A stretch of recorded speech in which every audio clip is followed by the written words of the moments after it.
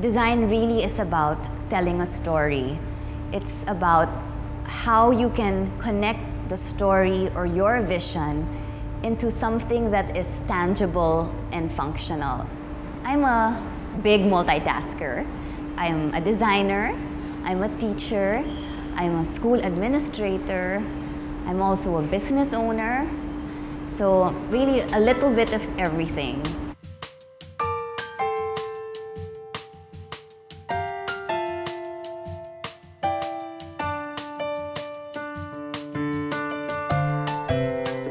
Growing up, I was always leaning towards the arts and the creative field.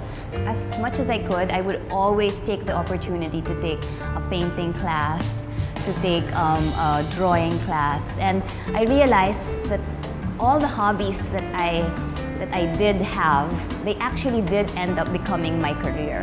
Fresh out of college, the job that I did get was under Chalk magazine. I was a fashion assistant.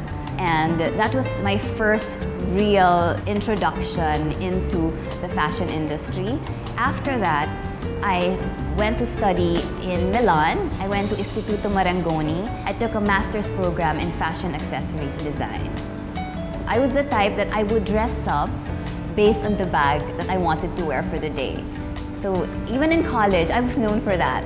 So I wanted to create bags that did also fit my design aesthetic because I wanted to use and I wanted to continue what my mom did, which was to use local materials. It also became some sort of an advocacy for me to promote Filipino materials and Filipino craftsmanship. I love being a designer. I love creating things out of nothing, conceptualizing inspirations and finding ways to make them into three-dimensional, useful items. I'm a very feminine designer, very romantic designer. So I do love flowers or floral themes in my designs.